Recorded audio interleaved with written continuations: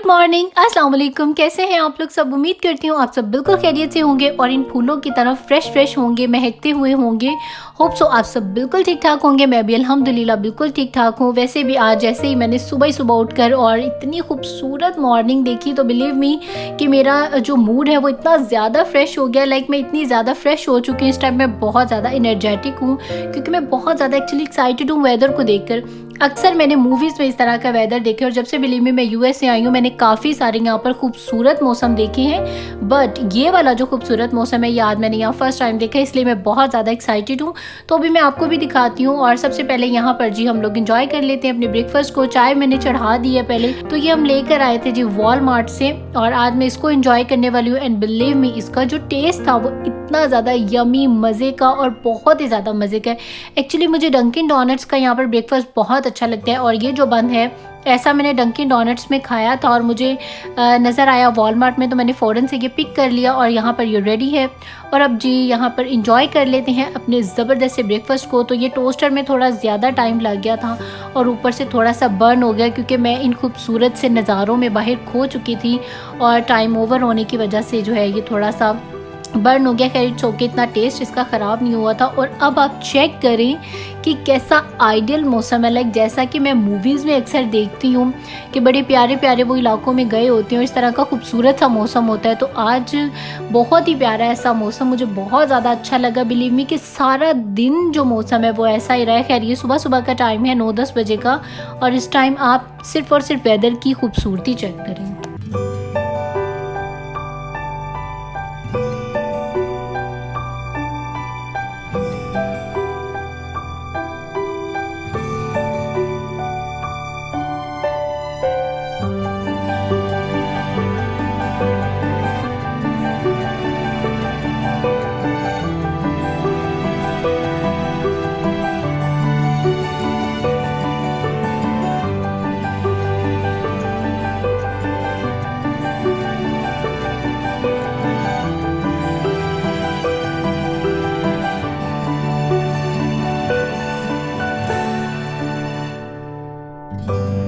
जी तो कैसा लगा आपको आज का वेदर? आप लोगों ने मुझे ये कमेंट सेक्शन में ज़रूर बताना है। और उसके बाद जी यहाँ पर बारी आ चुकी है अब थोड़ी सी अपनी केयर हो जाए। तो यहाँ पर मैं लगाने लगी हूँ वाटिका हेयर ऑयल क्योंकि वेदर चेंज हो रहा है और बहुत ज़्यादा जो है हेयर फॉल हो रही होती है।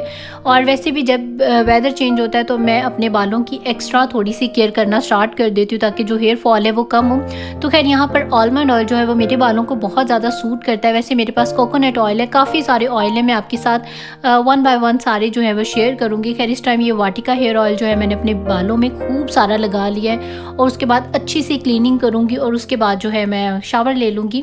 तो खैर यहाँ पर आज मैं अपने रूम की करने लगी हूँ बेडशीट चेंज। और मुझसे किसी ने कमेंट सेक्शन में मुझे एक्चुअली काफ़ी सारे ऐसे कमेंट्स आ रहे थे कि आपकी जो बेडशीट्स हैं वो आपने कहाँ से ली हैं। तो जी ये वाली जो बर्लिंगटन से मैंने बेडशीट ली है। बाकी की जो मैं डालती जाऊँगी वो मैं आपको साथ साथ बताती जाऊँगी कि मैंने कहाँ से ली है। और उनमें से खैर कुछ ऑनलाइन भी मंगवाई हुई हैं और कुछ डिफरेंट स्टोर से ली हैं, तो अभी मुझे इस टाइम याद नहीं है। तो खैर या तो मैं आपको अपनी वीडियो में ही बता दूंगी या मैं आपको पर्सनली जो है वो मैसेज करके बता दूंगी।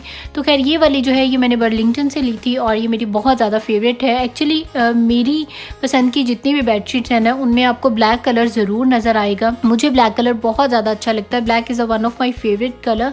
तो इसीलिए जो बेडशीट्स या जो भी चीज़ मोस्टली मैं शॉपिंग करती हूँ उसमें थोड़ा बहुत या ज़्यादा ब्लैक कलर जो है वो ज़रूर होता है। और खैर इसका एक फ़ायदा ये भी है कि ये बहुत जल्दी गंदी भी नहीं होती।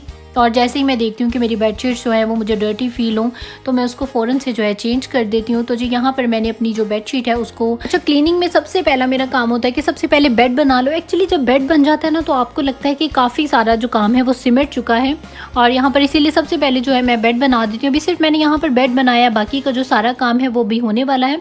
तो चलिए जल्दी से सबसे पहले मैं कर लेती हूँ रूम को क्लीन और फिर मिलते हैं रूम क्लीन करने के बाद।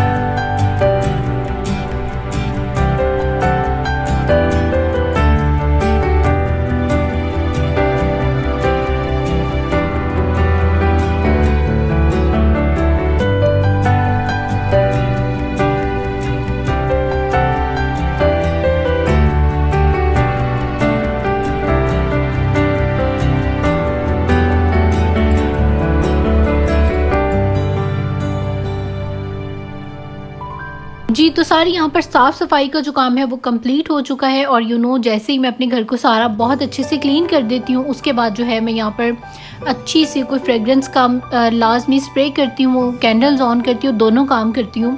तो यहाँ पर जी स्प्रे भी होने लगा है और साथ ही में मैंने कैंडल भी ऑन करके और रख दी है। एक्चुअली कैंडल जो है फ्रेगरेंस वाली है और इसकी खुशबू मुझे बहुत ज़्यादा अच्छी लगती है। इसके अलावा भी मेरे घर में काफ़ी सारी ऐसी चीज़ें हैं ऑटोमेटिकली जिससे स्प्रे ऑटोमेटिकली होता रहता है और घर में हमेशा खुशबुएं रहती हैं। इसके बावजूद भी जो है मैं एक्स्ट्रा स्प्रेज काफ़ी सारे फ्रेगरेंस के लिए करती हूँ घर में, प्लस ये कि कैंडल्स भी ऑन करती हूँ। तो मुझे काफ़ी सारी जो खुशबुएं हैं ना वो काफ़ी सारी अच्छी लगती हैं। तो जी यहाँ पर एक छोटी सी लुक मैं करवाती हूँ आपको ड्रेसिंग टेबल की, क्योंकि यहाँ पर भी मैंने सारी चीज़ों को बहुत अच्छे तरीके से सारा क्लीन कर दिया है, साफ़ सुथरा कर दिया है। और जब भी मैं अपने रूम की वीकली क्लीनिंग करती हूँ, अपने ड्रेसिंग टेबल को भी बहुत अच्छे से मैं उस टाइम बिल्कुल क्लीन कर देती हूँ। एक एक जो इसकी चीज़ है, एक एक लिपस्टिक, एक एक मेकअप की जो भी यहाँ प्रोडक्ट पड़ी है वो सारी मैं उठा कर और बहुत अच्छे से सारी इसकी जो डीप क्लीनिंग कर देती हूँ। और यहाँ पर मेरी ड्रेसिंग टेबल भी हो चुकी है बिल्कुल क्लीन।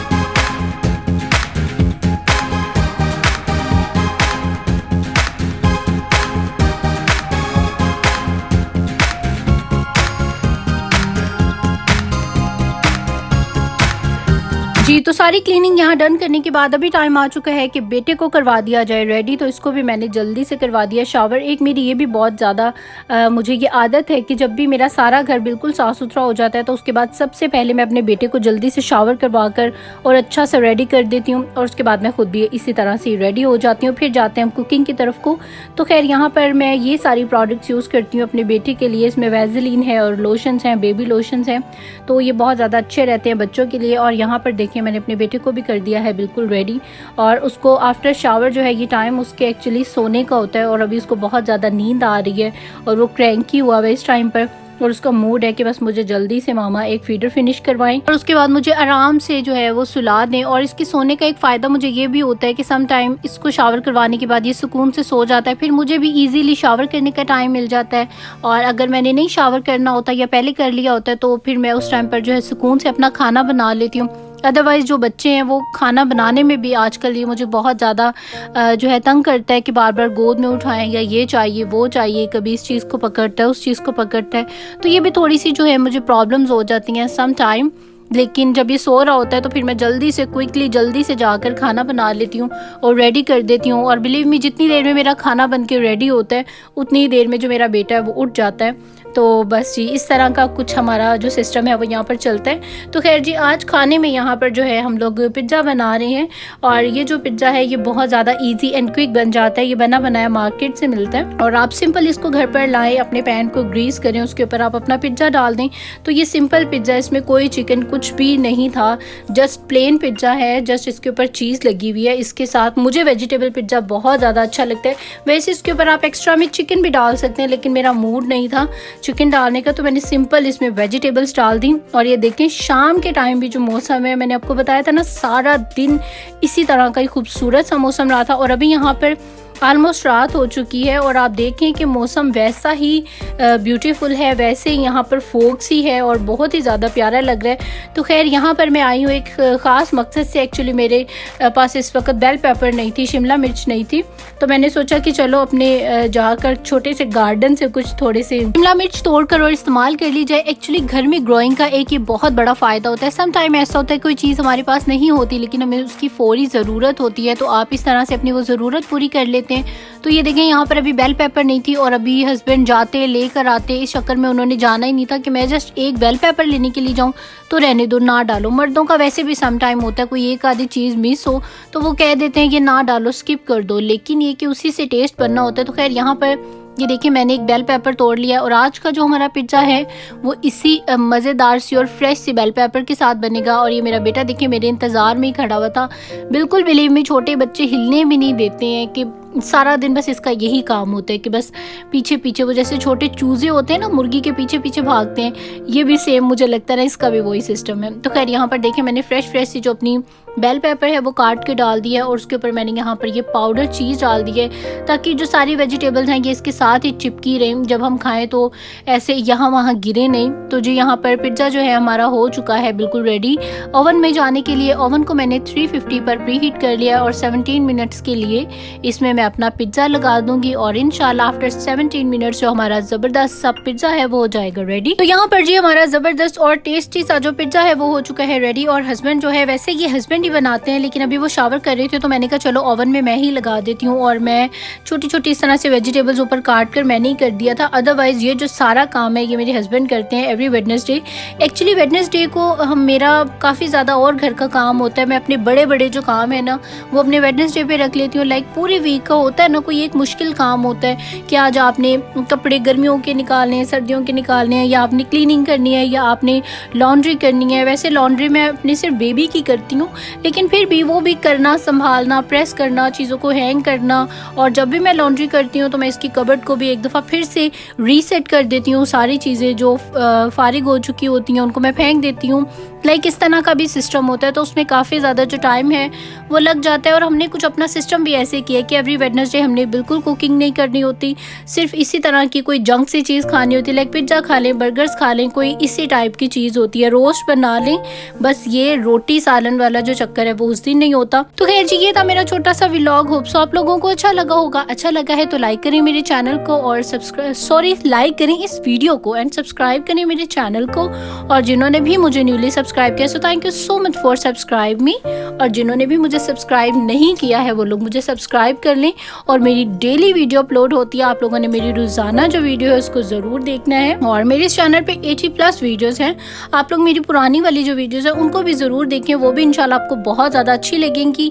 और अब आप लोग मुझे यहाँ पर दे दीजिए इजाज़त। अपना बहुत ज़्यादा ख्याल रखिएगा और मुझे मेरी फैमिली को अपनी खुसूसी दुआओं में याद रखिएगा। टेक केयर, अल्लाह हाफिज़ एंड बाय बाय। कल फिर मिलेंगे, बाय।